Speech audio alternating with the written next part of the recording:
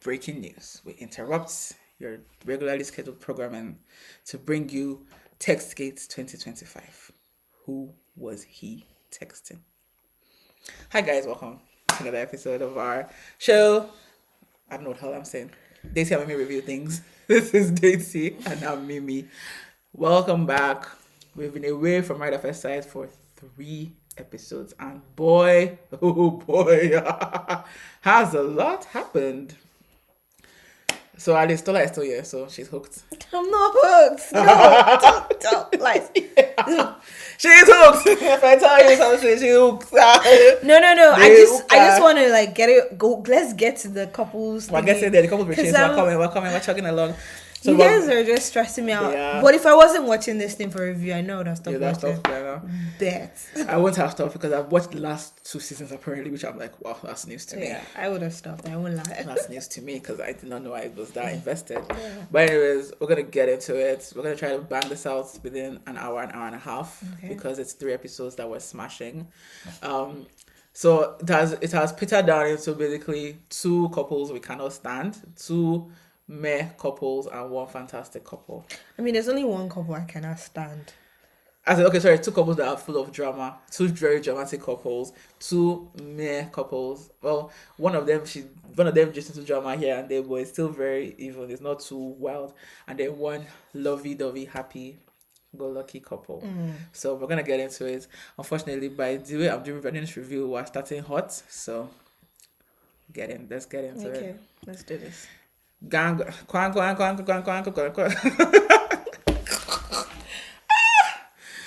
Anyway, that's AIC. Michelle and David. I keep saying this thing. David needs to get a vlogging deal when the show is done. No, not anymore. But before now, I feel like he should. In the day about Mr. Positivity and everything. So, anyways, this episode was about. So there were 3 episodes. Obviously, 1 episode was about like talking about your childhood and stuff. So this episode, David's own childhood, was about being pulled out of public school and into private school, and he was cast into a predominantly white space. Obviously, he's not fully white. Hence his love for blue-eyed. Yeah, I think that's where it started. Anyway, so but obviously it affected him because he felt like different and othered, and I think he said he was even bullied about it and all. Michelle's whole sub story is that she grew up poor. Cry me a bloody river, okay? Then she said she's worried about David, that she feels like he's 10 years behind her, maturity and lifestyle-wise. And David was just like, if I get this thing one more damn time. But he comes to prove that. Well, yes. Let's calm down. At this point, we're still... So then David said that, because they're still with Dr. Pepper now, and he said like when he gets a promotion, he'll be earning what she does.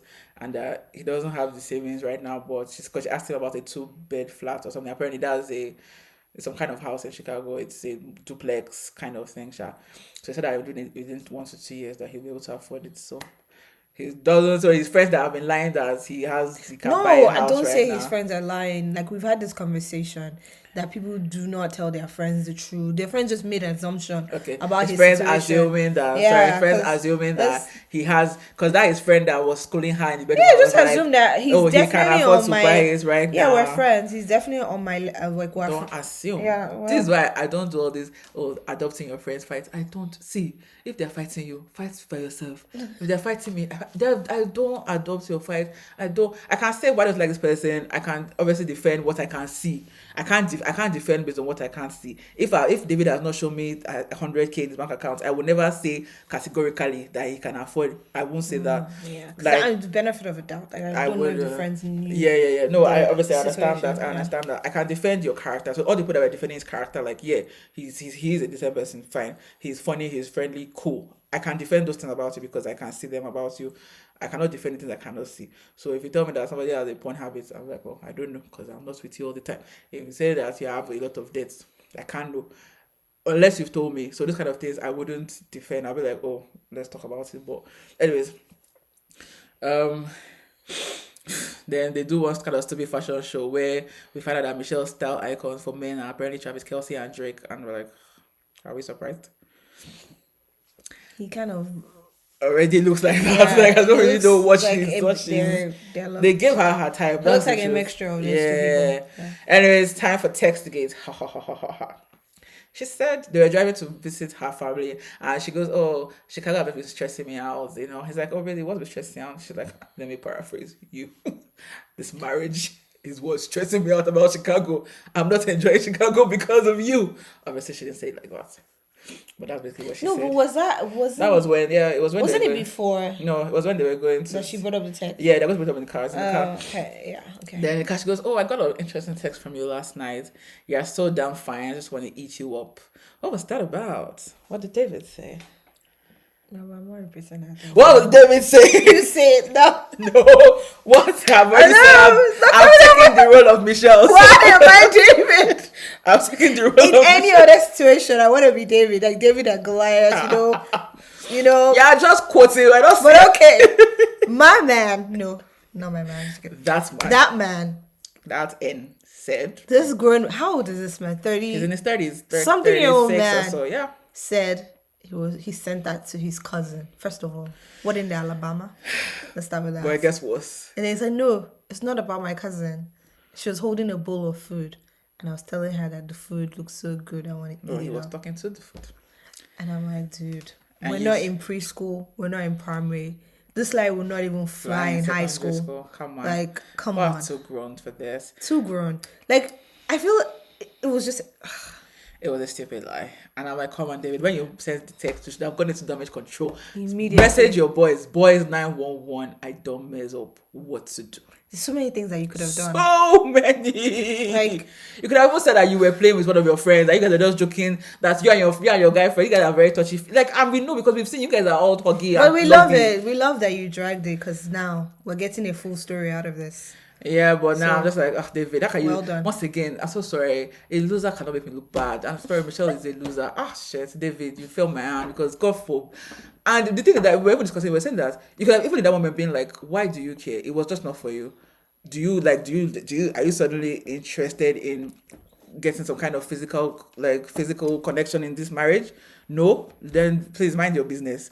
Simple. You could just admitted I was emotionally cheating. Yeah, just say that I needed some kind of because this, like you are giving me and nothing. then end this thing. Yeah, because you were wrong, by the way. Even if it won't end it, because obviously the experts will drag it out. So even if you're not ending it, you should have stated this categorically that at least ask her point blank. Mr. Ike ended things. It didn't. Nothing has ended now. My dear, Mr. Ike has removed wedding rings. That guy is done. Yeah, but still covering the show now. Say they chop. Yeah, but guess what? If he was texting someone. Emem no, not Emem. No, everybody out here, nobody's going to be like me, because you know me, I was judging based on the fact that you are still in a marriage. This guy has removed the ring. He has told you he's done. Quasi-ly. He's telling you that we're dating and we're not married. Yes, I never agrees to that. Exactly. So when you're dating, do you date only one person? You're talking to other. Exactly. So if that came from him, we will not be surprised. That was a mistake that he made. But not you, David. Like, come on. Yeah, and obviously, it's not that we care about Michelle, because I don't really care that Michelle is bringing it up and it's irritating me the more, because I'm like, girl, shut up. We know that you don't like she has her ammo now. So you know that you don't like him. We just know that you're just happy that now he's not the only bad guy. Now it's two bad guys in the relationship, and she's like, who's gonna win? Who's gonna blink? And that's like David. I can't believe. Shit! I can't believe you let this.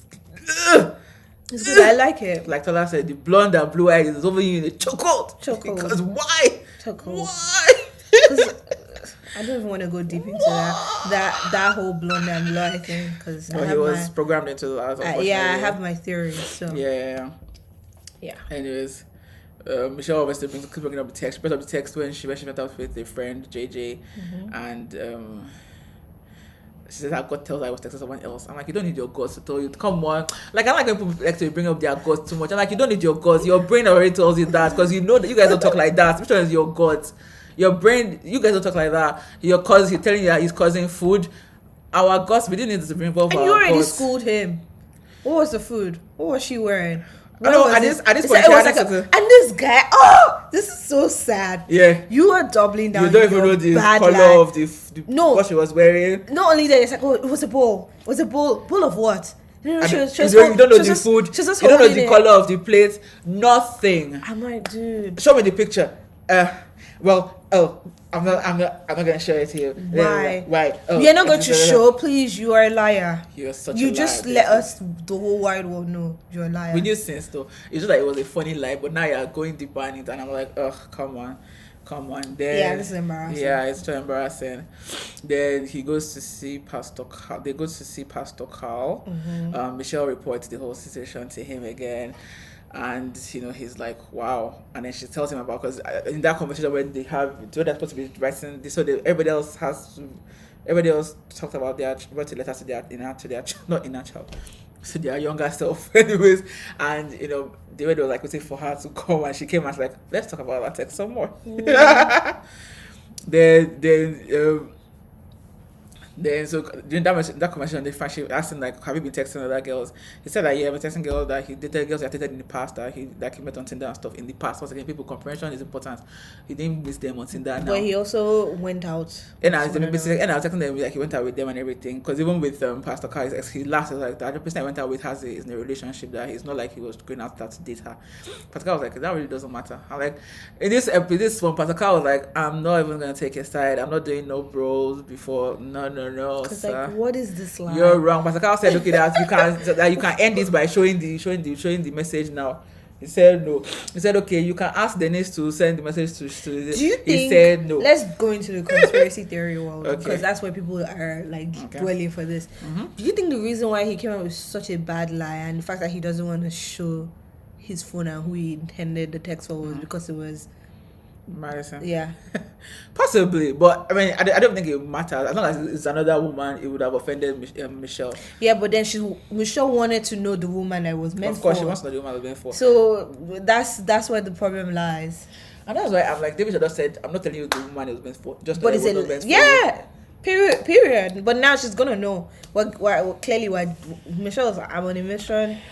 Yeah, she's gonna find out. And Pastor Carl was like, well, if David's not gonna ask Denise to send it to you, call Denise and find out the truth. I'm like, Pastor Carl is like, oh, David, you're going down. Pastor Carl is like, I'm not doing no bros before whose thing. I'm not doing no.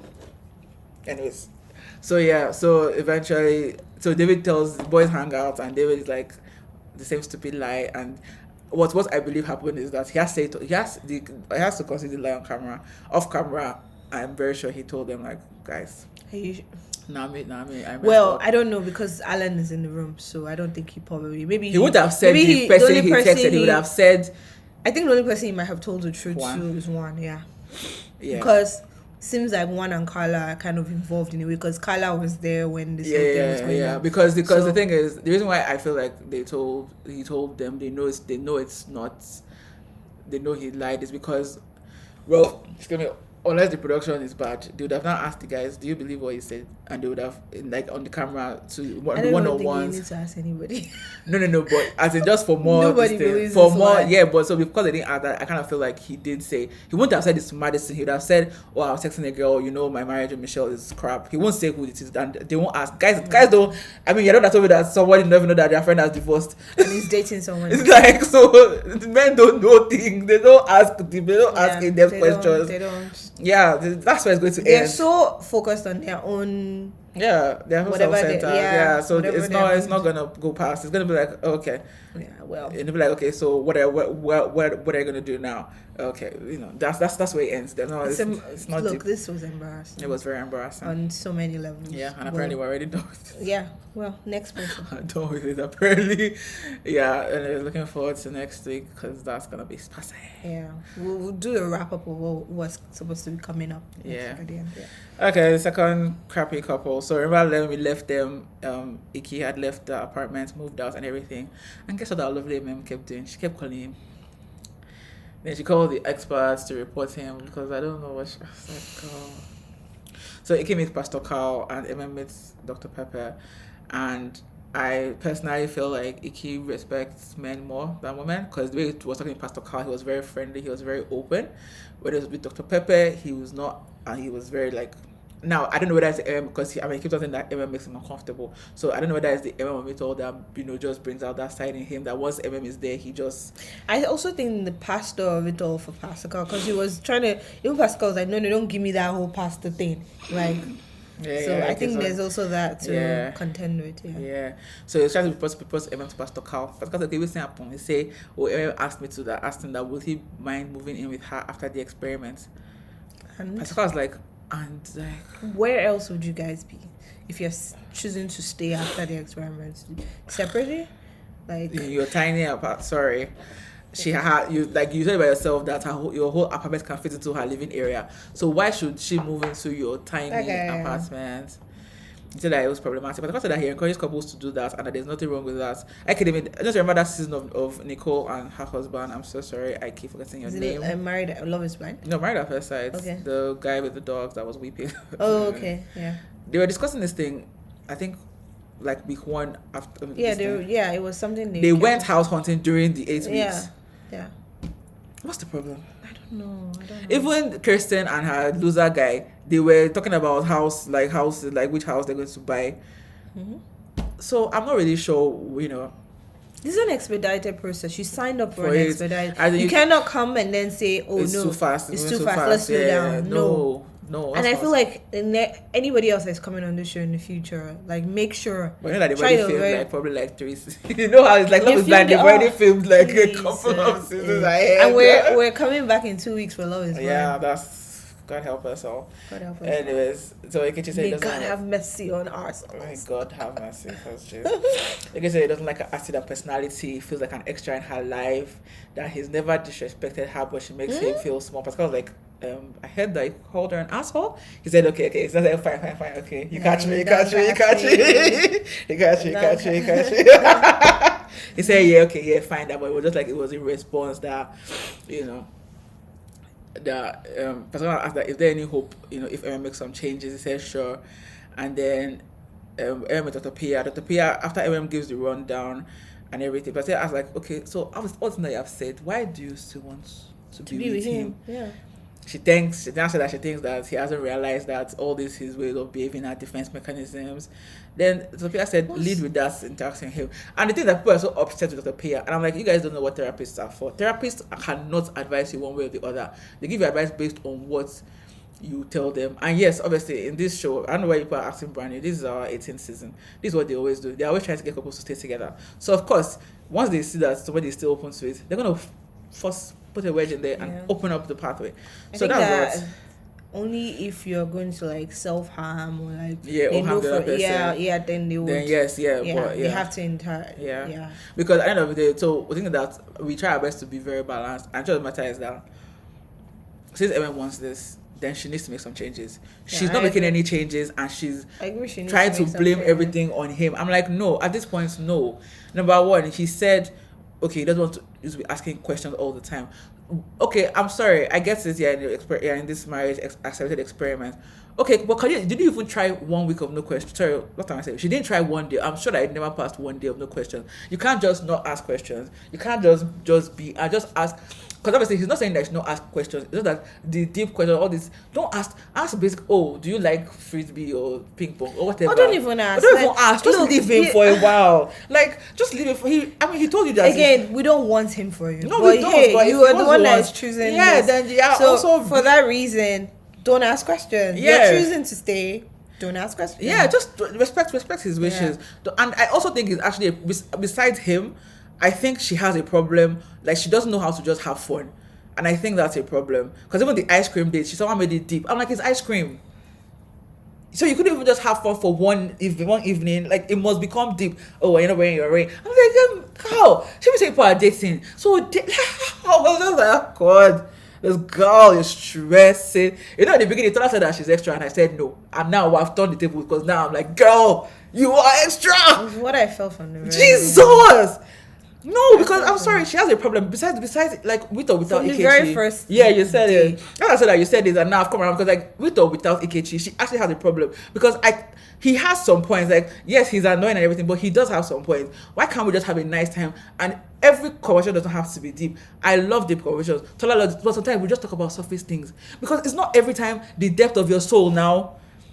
Sometimes nothing. Sometimes silence. Yes, that's what he's saying. And she never does that. And there's evidence of that. She actually doesn't know how to do that. And I'm like, that's a problem. Because whoever you end up with is going to want some light moments. Can you give them light moments, or is everything going to be, now let's talk about your childhood?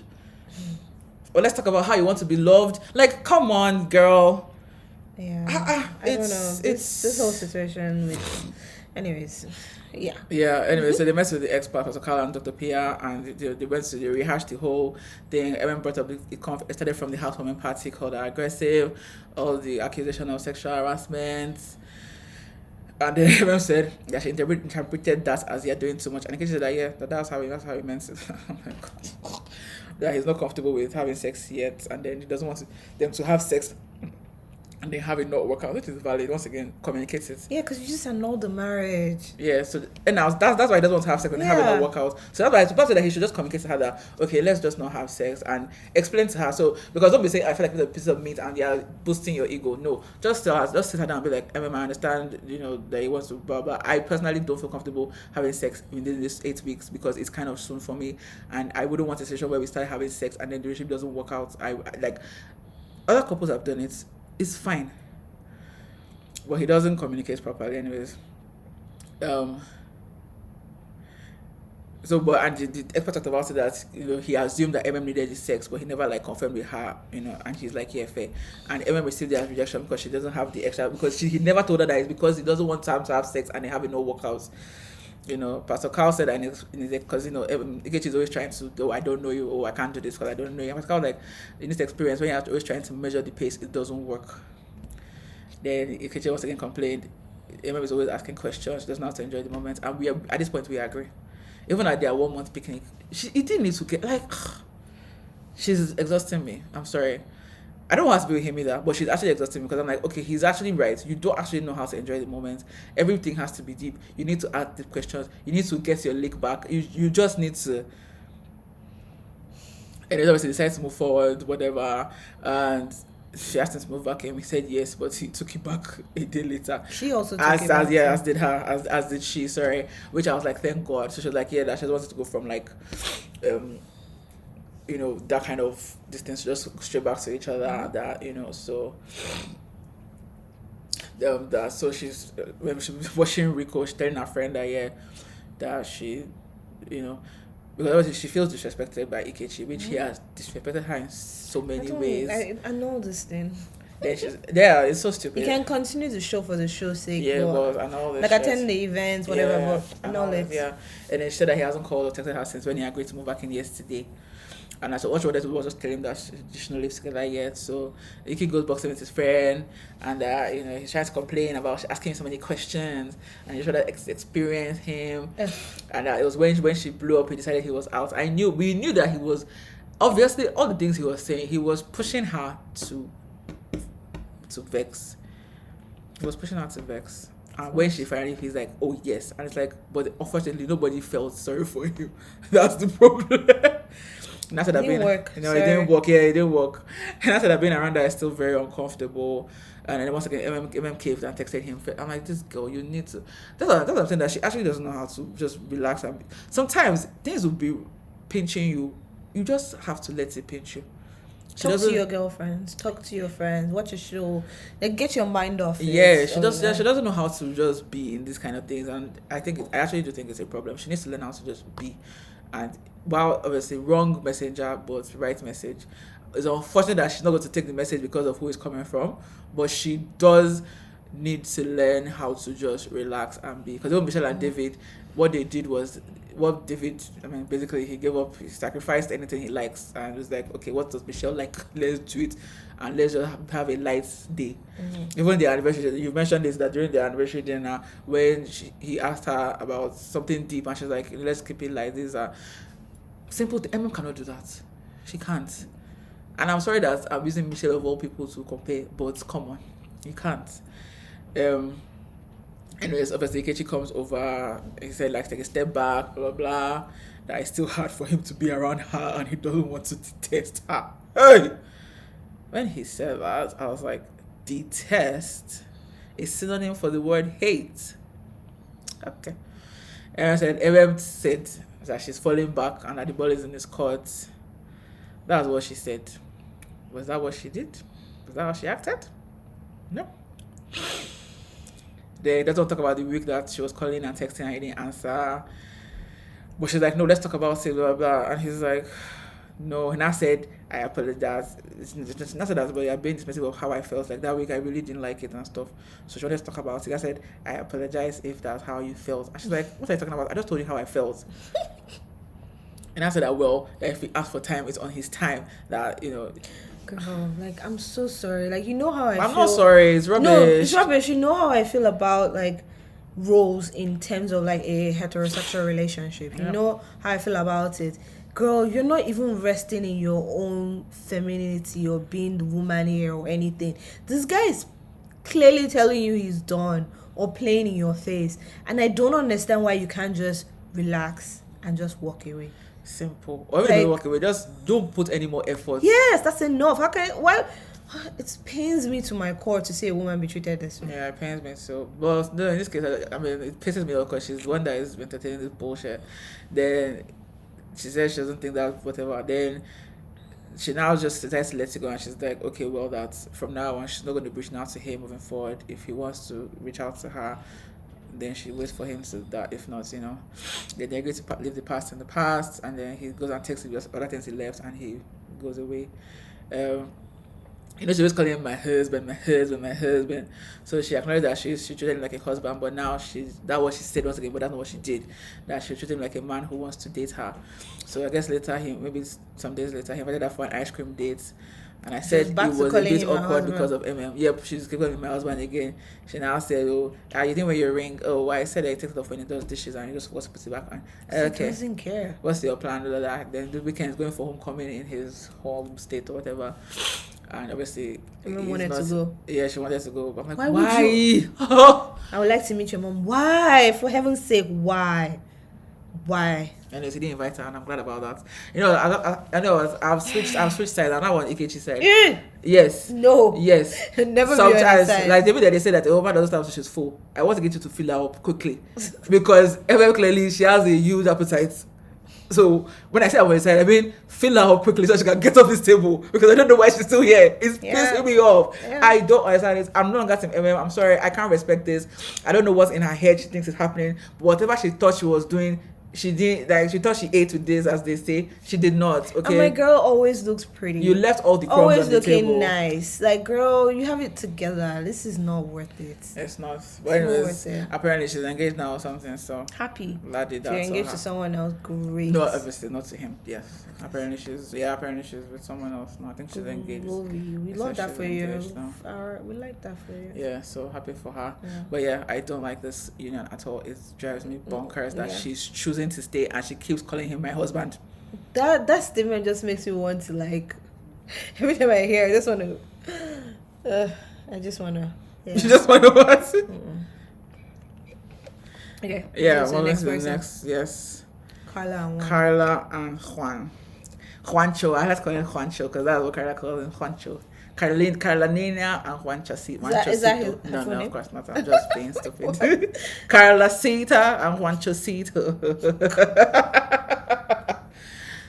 Anyways, Carla is doing any battle. They show that Carla still gets work orders. Carla do get clients once. They say Carla is not totally useless. Please, guys, don't give up on her. Then her sister comes to visit. She's not just that she's reflecting on what she can do to move her marriage forward, and she's learned that Juan is very analytical. She's in the cloud and she's like the universe, and that she's like Juan's eyes glaze over when she starts saging. Yeah, doing nothing. Then her and Juan, so she said that she's going to start trying to engage the analytical mind. What does that mean is that she has turned Juan to a business consultant. This sister carried book. Get something out of it. She carried books to dinner. Get something. She said, "This is my business plan. I want a one-chair salon, and at night I'll do Pilates and sound bath healing." One is like, what do you think about, having multiple chairs and like having multiple locations, like franchising, and then he's talking about like content creation, like you have social media, right? Have a schedule, have a plan, just, for God's sakes. Some people do have one-chair salons, but it's not a salon. It's like, I don't know if you remember where we went to pierce our ear, like somewhere like that. They just have like one room where they do hair, and it's just only them. But there's no Pilates. No. Yeah, and it's just them, and they have a schedule, so it's just hair in that schedule, and they do fine. Okay. Thing, Yeah. No. That's not Carla wants to do. You're That's- not getting that business. It says you're doing by day, hairstylist by day, Pilates and sound baths Yeah, by you night. can do that, and then at night you can go But to work in me, a Pilates or yoga studio. yeah, because to me the space you will be renting will be much bigger than what you need for Yeah, just hair. So exactly. that's So why it you can just have a doesn't one room thing for your hair, and then go somewhere else. So working yeah, someone. You have yeah. to start Small. with someone too. Like girl, you have no yeah. money. Like let's Start not there, deceive ourselves. and then you can like Let's not have your own deceive thing in. ourselves. Yeah, you can have your own thing in the future for sure. Yeah. I Yeah. mean, maybe after someone has finished sweating from yoga, they might want to do their hair or whatever. Go shower first. Yeah. Please. I hope. Anyways, so then Kara takes one to Pilates, and this is like how one of her mentors. She's like, "This is what I want to aspire to be." And Juan was it was the funniest thing because it's the Pilates with the machines. Every time I see men do that thing, it's so funny because men can't do those things. That women are very strong, but the strength is inside the body. Like his core is not really like punching and lifting weights. So every time men do those things, they're always confused, like how. And I'm like, yeah, women's exercises are very Different, yeah. and obviously they're not women exercises, but there's more women that do them than men. Anyway, so they talk about what's your superpower, and then Carla says that Juan's superpower is you energize the world with laughter. He said I like to make people laugh. She changed it.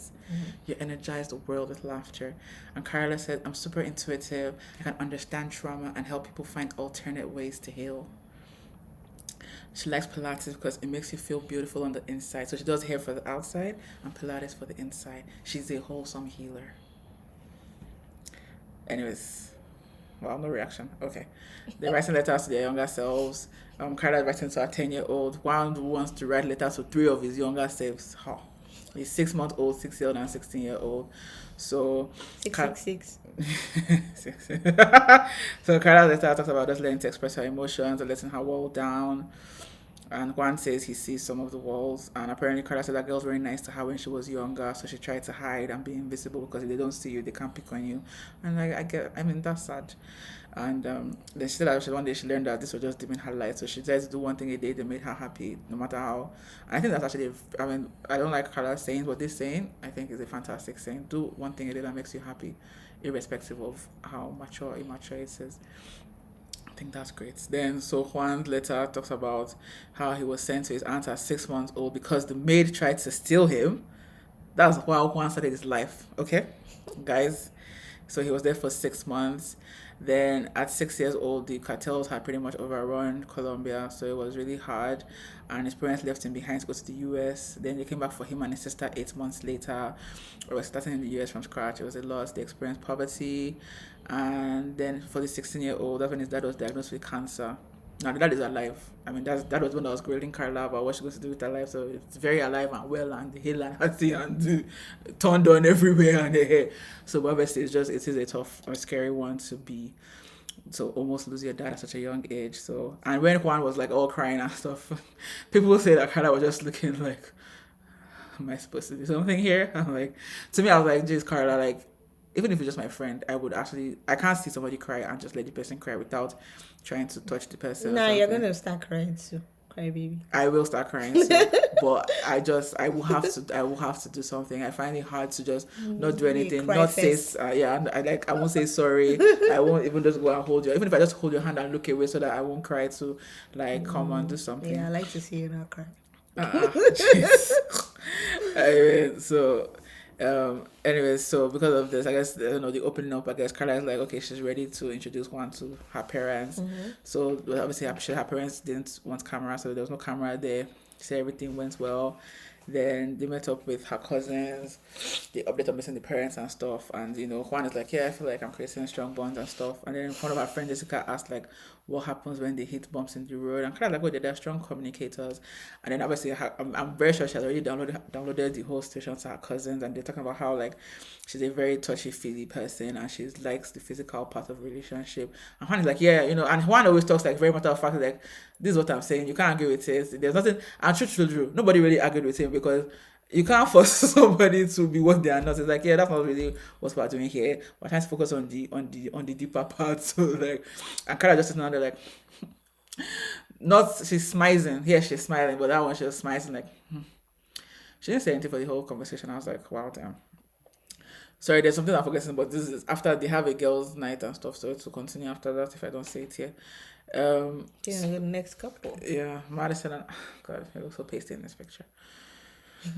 Apparently the night before Alan left to go to his apartment, there are theories abound. I just think he was frustrated by just the lack of anything, and he just needed some space. So people think that it was a more sexual frustration that drew him out of the apartment. Either way, Madison didn't want him going because she was like, "We're already home safe, and you have been drinking, and I just don't think it was safe for you or for other people out there." And I was like, "No, I'll be fine." And to me, he sounded fine. And he was walking fine.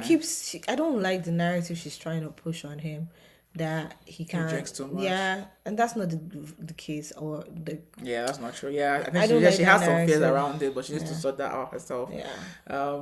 So Madison was like, "Oh, that's not fair. That you decided to, because when they're talking about it the next day, that you decided this unilaterally and we're married, you can't just do that. I don't understand why you have to leave just because you wanted to go there and sleep is risky. Blah blah blah."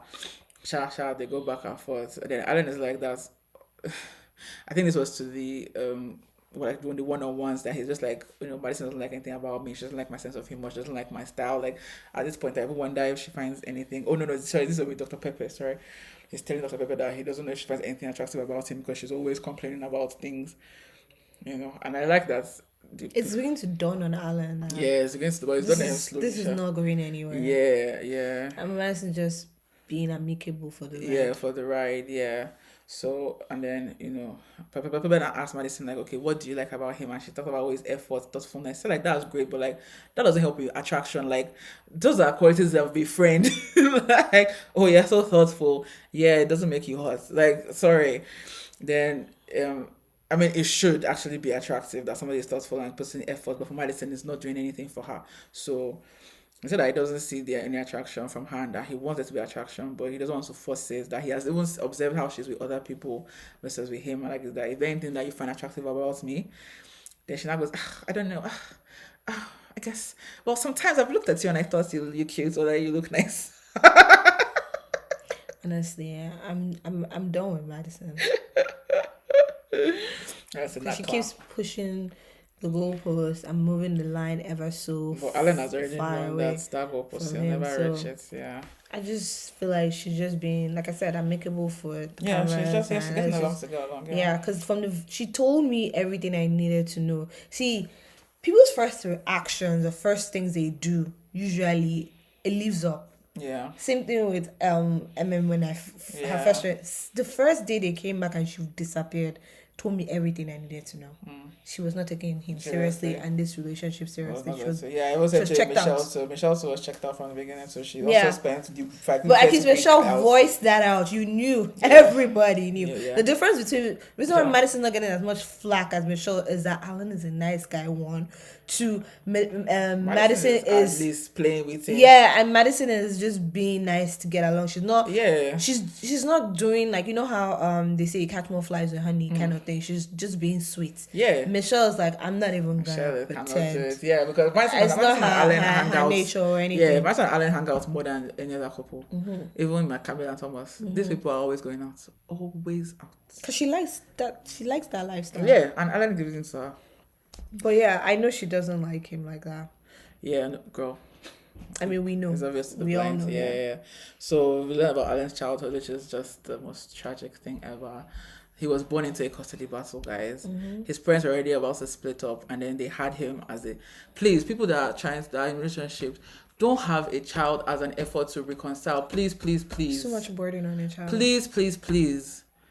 This guy was a pawn in his parents' battle for 14 years of his life.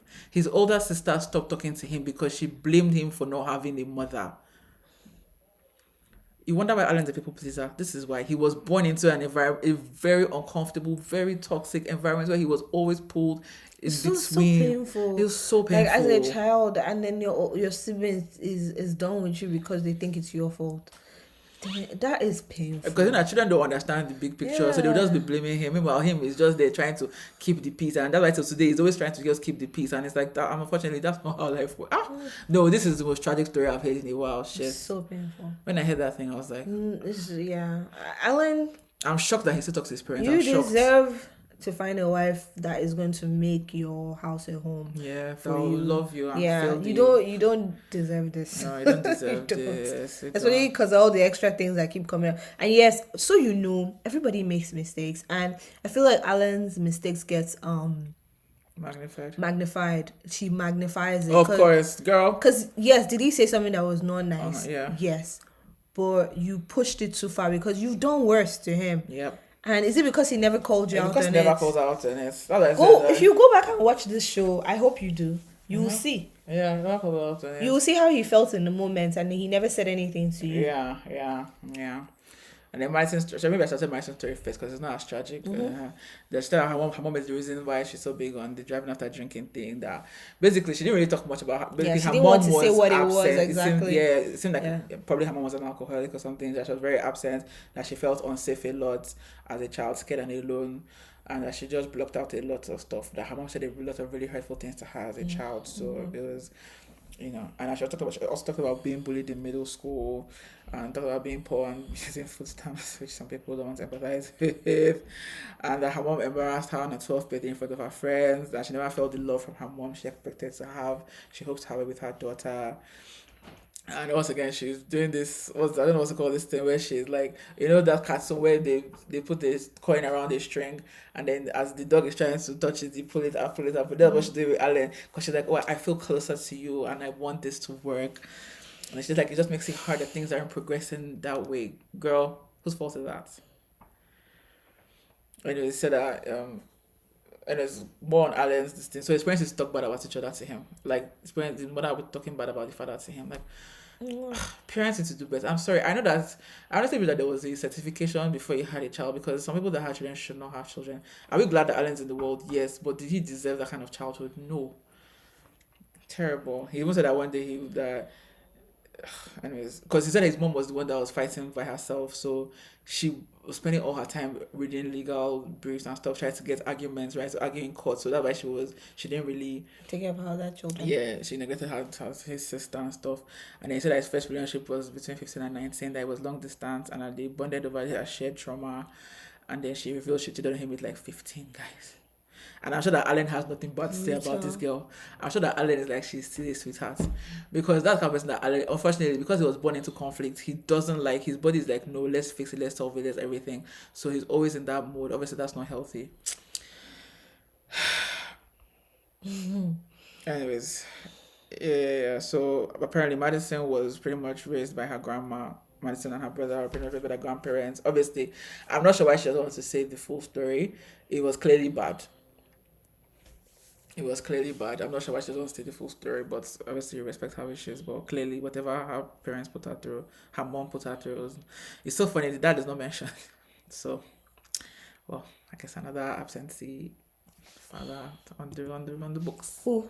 Madison, she never mentioned. Yeah, but her dad was the one that was asking Alan about. Oh yeah. But maybe it was absence because she doesn't talk about sexuality. I think she said her dad was working, so her dad had to like he was working. Whatever, was absent. No, he wasn't absent. He was working and making money, and the only way to do that was for her to be with her and her brother to be with the grandparents, so that he could work overtime and do extra hours. So something like that. I think that's what she said. Okay. So that's why she had to stay with her. They had to stay with her. So that was the mom. Yeah. So the mom. Yeah. So why didn't he take? If there were a unit from. If there were a unit like why didn't the he mom. take her away? Why didn't he take them away from the mom? From the mom, he did that eventually because she grew up with her grandparents, right? Like when they separated themselves. Yeah. Trust me, dad is still in the picture for him to be at the wedding. I just remember they were asking about S18 test and all the toasts that they do. So clearly they have a good family. He did what was best with what he had. But I find it funny that if her mom was an alcoholic or anything of the sort, then she drinks too much. I'm sorry, if your mother was an alcoholic, you should be afraid of alcohol. Anyways, that's just my opinion. Last couple, Camille and Thomas, lovely couple. Thomas talked about his dad, who was like a stern protector, who had accountability, and that his dad used to help him with his mistakes. I mean, he just help him acknowledge his mistakes and move on from them. Mm-hmm. So since his dad died, it's been hard for him to move on. He dwells on things, and we can see that Thomas does take things very much to heart. It's very heavy for him. Another traumatic story. Even though Alice has one from birth, Camille. Her parents separated at 10, divorced for another 17. It's a long time. You people are stressing your children out. And she was the oldest kid, so obviously she had to step up. She was parentified and she was finally cried. Camille has not cried for the past 10 episodes. She finally cried. I remember you want to cry. See, I felt for her and Alan's stories broke my heart because people think I don't like children, whatever. I'm like, see, I think I care a lot more about children than most people do. I just think they didn't ask to be born. Yeah. If you're bringing them to this world, you have to give them everything. And if I don't want to do that, don't bring them in. I agree. So I don't like seeing children suffer. I don't like seeing children suffer. It bothers me a lot. It's oh my god. Yeah. So yeah, I'm a cry, obviously, whatever. But anyways, Thomas happy to see the vulnerability because he has obviously Camille is a tough and she had to be that way since she was 10. Guys. It's a lot. Where's her childhood? Gone. So she thought later she opens up more and she talks about how she's not a big crier. She compartmentalizes as a coping mechanism, and that she's trying to not push certain feelings aside and just express herself more. He's finally ready. She doesn't have a safe place. I mean, we've been saying this since Camille has said it from the beginning that she wants a man that steps up, so that she wants to. Yeah, and I need him to step up. We all need him to step up. Like. She needs she's waiting for you to step up. Yeah, so and he's just doing all this. I'm like, stop being like a swag babe. Like, it's beginning to annoy me because I'm like, I know that it's something that she really, really needs. Because, she's very used to being, which is why she keeps on taking the lead. But even apparently, sexually, she's still the one that takes the lead. Guys. Anyways, so they went to see Camille's family, her dad, uncle, and grandma. Then her dad talks about... her grandma was the sweetest. She brought out a binder of like all Camille's games that were reported in the news. She was like, she attended she attended all of them. So then her dad starts, and I'm like, oh God. I don't believe having a hypercritical dad ever works for anybody, especially not for girls. It was like, he wishes she was more competitive, blah, blah, and that. I mean, he drilled he that into her. He did have a lot of empathy for excuses. So and he's there beaming. Like, I'm like, if I don't knock you, it's so irritating. Honestly, I don't like. Once again, I mean, we've just talked about it. We don't have like, if you're not going to be a good loving parent, don't be a parent. All this no empathy for children. Why won't you have empathy for a child? Like, it doesn't even make for top sports. Yeah, it doesn't make sense. Yeah, so and we could obviously see how Camille got to be so hard and tough because she had to be because of her father and he's beaming there. I'm like, anyways. So I'm like, Thomas, please let this girl rest. I need Thomas to please. She has been strong for 20 years. Take the reins. You're the 42. You've had enough time to rest in your whatever. Yeah, it's take time the reins. to be masculine. Take the reins. Take the reins. Okay. And he goes to meet Thomas's birth mom, and she talks about how it felt to give up twins because at the age of 16, because she already had an daughter, and she's 3 children at the age of 16. Even though she feels like she made a mistake giving them up, and they're like, no, girl, you did not. You can't 3 children at the age of 16. It's too much. Yes, but you do. Hopefully, it was not a rape, but if it was not rape, you were playing with fire. Yes, so many children. And I'm glad you gave them up because they were actually raised in a good home, so it's fine. Like every day, like everything worked out. It worked out, yeah. So that was a sweet moment. Then next time we see them, Camille and Thomas, funny people. Tying each other. She's massaging him with the massage gun. First of all, he's massaging her. He's all nice about it. He reached Camille's turn. She turned out punishment. I say, madam, wasn't this up? Anyway, I feel like you skipped 2 things. Well, I'm not done. Oh. We're not done. This boys not a girls night out. You're still going to come back to talk about individual couples again? Yeah. Boy, oh boy. Yeah. No, but we're wrapping now, almost done. So they have the girls night and boys night out. So girls night out, Emem updates is normal stuff. Emem updates the people. Michelle asks for advice. Madison says come at him softer. Boys night out. The boys are always having Ikechi is absent in the boys' night out. Boys are always doing something. Yeah, they're boxing. And the girls are always because Carla is always organizing their events, so it's not going to happen now. So we're talking about Michelle and David. So then the last update is that Michelle has moved out, and then she calls because she's like she can't continue. I'm like, girl, you're not even barely living there. Please, let's not like. I just hate the fact that once again, don't let the loser win. Anyways, that's my personal motto.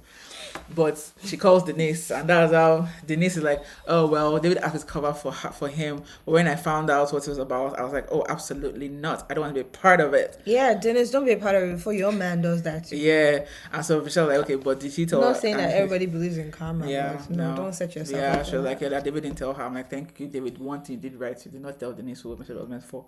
We bless God, though. We bless God. Then Carla and Juan. This is what I'm talking about. Yes. Tantric yoga. Tantric yoga, guys, is some weird sex thing. I'll let her take it away because she watched it. I was not really. Oh no, but before that, I'll talk about it. Where the tantra instructor came in her lingerie and she said, "I'm going to teach you how to breathe in synchronicity and honor each other using your eyes." Let that sink in. As to that text. Okay. I don't know. The tantric yoga was a bit weird. Like if she came to instruct, I don't know why she was dressed in lingerie. I think she could have just instructed and told Carla what to do and not participate, because she actually participated. Yes, no. She was doing the flower thing and rolling around the court. And then when she went to get something on the table, she stood. She was sitting over. She was, you know how she was sitting in the yoga pose. So she stood up to do something, and they had to censor her butt. And I'm like, lady, Ma, there is a lady. This is mama. this is not appropriate. Mama. So yeah, I found that whole thing weird. I don't. One is a good sport. Yeah, one is a good sport. Yeah, It's nah, just a man. good sport. Let's just come back here. So Martin and Alan, you know they are dealing with they're playing Dr. Pia's game. I can't remember the name of the game now. Anyways, as they're going back and forth, next thing Alan goes. I think the Just question the tip. yeah, just the tip. There we go. And then I think the question asked like what Alan thought about medicine, and he goes, "Oh, transactional."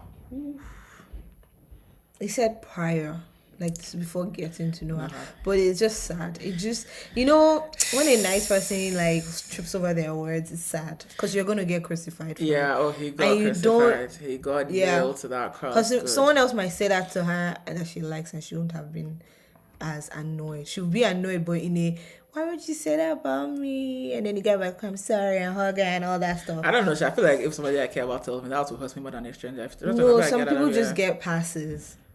And I feel like Well, the I way don't they're know. set up, Alan gets no pass whatsoever. Yeah. Well, I mean, to me, I was like, this thing I said was wrong, Sha. No, it's he wrong. walked it back, tried to explain that was before he knew her, blah blah, It's and everything. wrong. So the reason why she said it hit her because she always has a hard time convincing certain people that she deserves everything she's worked hard to get. That she knows she looks a certain type of way, she knows she's a club girl, but like besides that, she actually is a hardworking. Obviously, she goes to the gym. She's definitely a committed person. She's definitely somebody that has self-discipline and stuff. Obviously, nobody can take that away from her. Yeah. But unfortunately, yes, people do judge a book by its cover, and they see her. And I'm very sure Instagram is full of just like party pictures, and which should not matter. That's your Instagram. It doesn't matter. Like, it But doesn't people, matter. yes, judge her and stuff, and she took it to the cosmos. Then she gets her, she's like, "Oh, I'm going to talk to Amanda." Amanda, for how long? Who's Amanda? We don't know because 12 a.m. she's not back. In the morning, she's not back. They even meet at the gym, and Alan now mentioned that she stayed out till 3:20 a.m. She now said, "Well, I came back, didn't I?" So, you know, so that move was such a man move. It was When such a guys man say, move. well, I'm here, ain't I? That was a woman in a male-dominated field right yes. there, okay? Well, I came back. I said I'm coming back. I came back, right? Am I back or am I not? Is you is or is As you are. period. So you had it, they're just talking back and forth. And so the only thing that I don't like that Alan was having to comment, he was just trying to turn it around on her. And I'm like, no. If you're upset about something, highlight what you're upset about and talk about that. And then he finally said that you being out so late was actually very scary for me. Like, you don't understand how much I care about you, and you doing these things freak me out. Not knowing where you are, not This is not your first time. Yeah. So, and then she's like, do you know, I understand how much I care about you and stuff. Like, I have so much love for you. I don't love you. I'm not in love with you, but like, I have so much love for you. She's like, I care about you too. That's why it hurts. I had to like, whatever, lies. You know, and he said something that I'm like, it's true. He said that he feels like when she says shit to him, that he always gives her a pass, but like he's never been given the benefit of the doubt. She always drills down on any little thing he said. I'm like, yes, it's true. Good. These are the things that you should be arguing about. Don't talk about, oh, you're sensitive. That's neither here nor there. She's allowed to be sensitive. even if she's more sensitive than you, it's fine. You just have to eat it. It's unfortunate, but it's what it is. And it's possible that she is. And she said that, yes, I am. And it's possible that she's just more sensitive than you. So things that you are eating, she doesn't want to eat it. And that should not be on her to eat things that I mean, you're the one that wants to eat it. She did not force you to eat it. You could have also been, from day one, you could have been, no, I don't like this. But you chose to accept everything. So that part I was like, no, that's rubbish. But he's talking about, okay, it's scary that, you were out so late, and they said he even had a dream that he was forced to watch her marry someone else, and that really scared him and stuff. Someone said that dream didn't have the dream. So that's your African parents when they said they had a dream. I'm warning you. Yeah. But when he was talking to her in the kitchen, his legs were shaking. So I was like, Jesus, this guy is so anxious.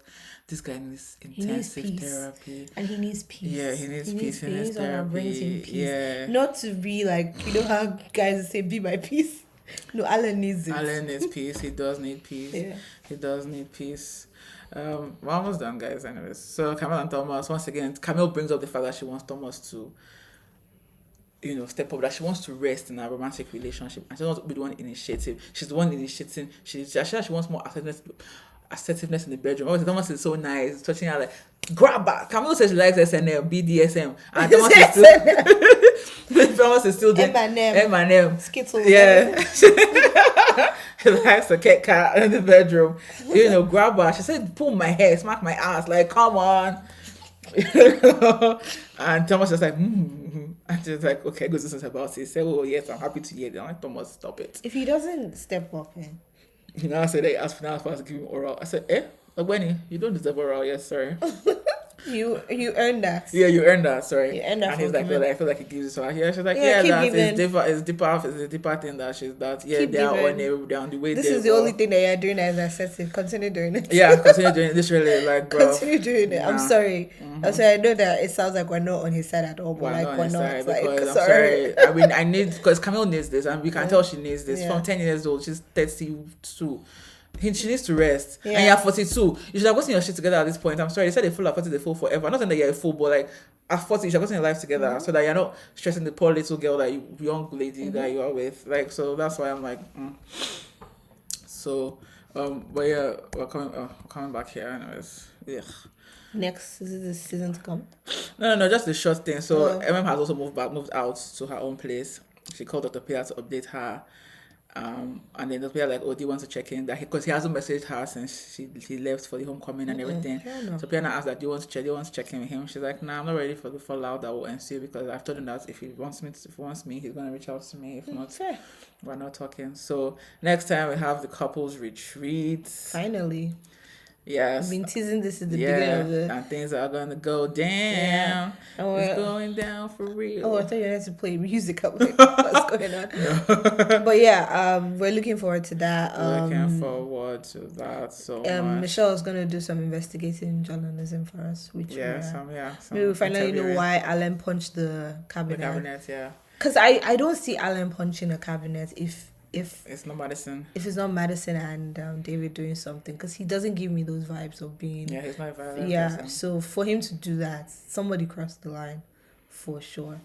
So we're looking forward to seeing that what's gonna go down. Yep.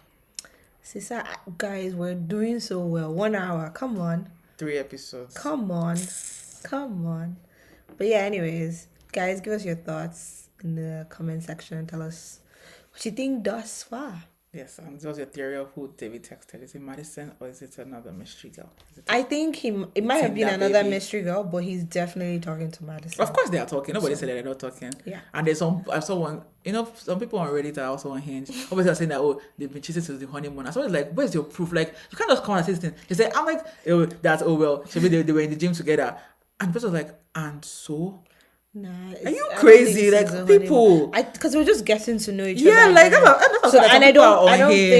don't think that's rich sex. Like, and I think it's not even something that started that long ago. Yeah, because it's just now that he missed text, so I think he was still in it in the initial stages. Yeah, like people need to calm down to conspiracy theories, please. Yeah. Like, hey, we'll bring them out. We'll debunk them for you.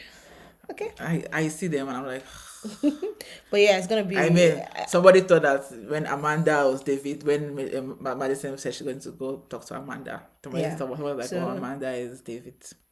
this episode, if they're playing with me this next episode, this is where you might lose me, Mara. If I have to like tie me up like the way what's his name is tied.